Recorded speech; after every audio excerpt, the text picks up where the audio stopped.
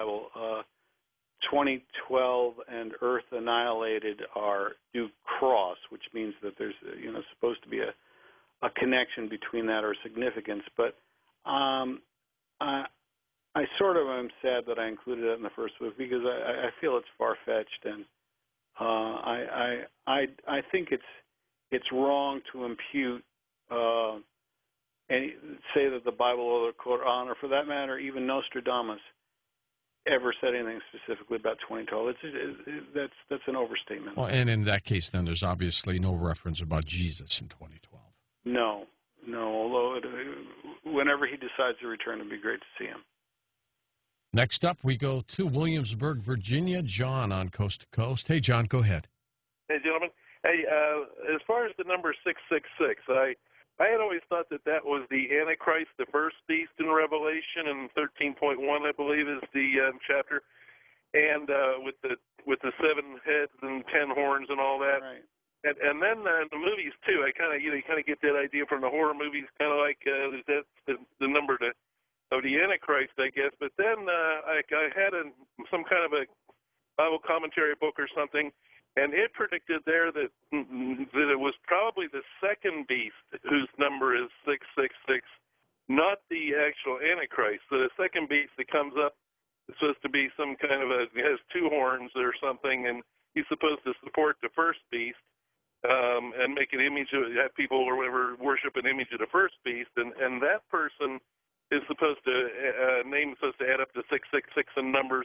And from what I ever understood, that meant you go back to the old Jewish Hebrew or letters of the that they use for numbers, and you just translate the letters into what the number count of what the symbol of the number was, and add them up, and the person's name will add up to 666 as far as the total there. I just wondered if you knew anything more about that than that, because that's I did some looking one time on that stuff, and I got about that far, but that's about it. I find it confusing, and I don't think I have much to add. I had always thought it was the second beast as well, but I kind of got lost with that. I remember when Ronald Wilson Reagan was 6 letters, and some people therefore decided that he was the Antichrist, and he didn't seem like too much of an Antichrist to me. Keith, by the way, a text message in from Keith in Virginia. Are we in the beginning or the end stages of this Earth age? What do you think? Of this Earth age. And I would guess he means the apocalypse. I would defer to Abbot Antipas, who says that we're at the beginning of the end stage. But that, I think, directly relates to human civilization and kind of ignores the evolutionary possibilities of going beyond our species to something that's derived from us, but through mutation and probably through intentional engineering. What's the old saying? Is this the end of the beginning or the beginning of the end? Yeah, it's both. I think it was Admiral Rickover who said, "Oh, don't worry. If there's a nuclear war, a new and wiser species will evolve." I think it's a bit cavalier, but it does seem that most of our ancient wisdom refers specifically to human civilization, and I'm not sure that we're that far from an evolutionary leap, either through some combination with machines or otherwise, away from civilization being dominated by human beings per se. Are you going to make any predictions on when you think this really will hit us? I think it's going to be a palm slap to the forehead, us realizing that it's already begun. And it'll be too late. Yes. It could be too late. Yeah, unless I'm sorry, but unless we get the Senate to agree with the House and protect our power grid so we have something to plug in. I think within a couple of years, that kind of an X-flare is going to hit us. Yeah, I do too. I don't know why, but that's what I feel. Yep. We're going to come back in just a moment. Lawrence will take final phone calls with you. Lawrence's website, lawrencejoseph.com. Linked up at coasttocoastam.com right now. You can send him an email right there. And we're talking about his book that just came out called Aftermath. And basically it's teaching you how to prepare, how to survive, how to get ready after the apocalypse of 2012. We'll be back in a moment. We'll take final phone calls on Coast to Coast AM. Well, our next Coast to Coast program, it's Who's Behind the Secret Door. 4 special guests. I have no idea who they are. When we come back, let's take final phone calls with Lawrence Joseph, Aftermath on Coast to Coast AM. So, Lawrence, what are you going to do personally as we get close to this date, this ominous moment? What are you going to do? Well, I'm already begun to work in the family emergency plan and making preparations. I also, I'm a religious person. I'm going to pray, and I'm going to make noise for the things that we can fix. I'm nigh onto obsessed with saving this power grid from being blown out. And like I said, there's certain things you can do something about, and other things you don't worry about. So, I'm not going to spend my time fretting over earthquakes or volcanoes because I can't do anything about them. They happen, they happen. Yeah. And we're all in it together, as I've always said. Amen.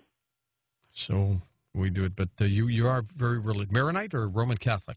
Well, I was baptized Maronite, raised Episcopalian, married Roman Catholic, but now I'm divorced, so I guess I'm out of it. There's a great Maronite church in St. Louis.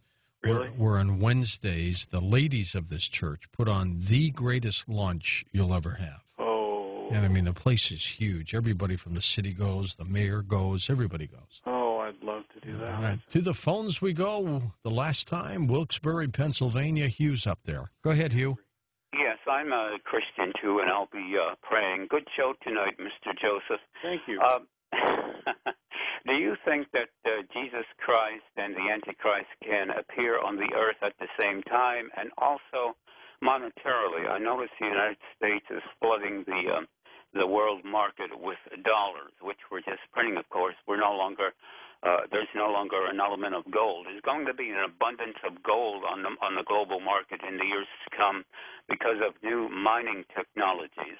I notice all these currencies that are failing lack gold content, but hundreds of nations would like gold content returned to the paper currency. Mm-hmm. Now, about the European Union, everybody is concerned about the eurodollar.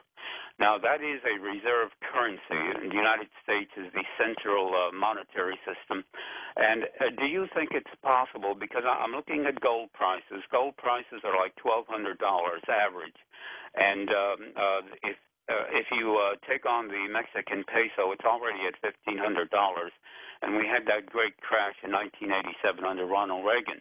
Now, the dollar should normally be less than 33 cents, but it's doing quite well. It's around 84 cents. These things do not add up, Mr. Joseph. Do you have any comment on it? Thank you. Okay, let me see if I can take that apart. First thing, I'm sure that if Jesus so willed himself to be here when the Antichrist was on earth, that so be it. So be it, and he would prevail. As for the gold prices, I claim no expertise other than noting that the last time I was on this show, in 2007, George was advising us to purchase gold, and if I had done so, I'd be significantly better off than I am now. Yeah. The idea of advanced mining technologies making more gold available is something I hadn't considered. You always hear about, the in Medicine Hat, Canada, there's this, they claimed that there was going to be a lot of gold found there or something like that, and it didn't pan out. But increasing the supply would certainly diminish prices. As for currencies that seem to be primarily related to other currencies, it's a relativistic universe there, and I didn't quite follow your analyses of how the dollar is 84 cents and all, but that's probably because I lack the expertise. So let me end there. Well, we talked a little bit about the Yellowstone caldera, Lawrence, and to me, if that thing goes, and it's overdue, they say. Yes. I mean, my gosh, what a problem we would have. Yes. Do you think this is tied into this entire 2012 apocalypse? I certainly hope not, because I don't know if you saw the rather silly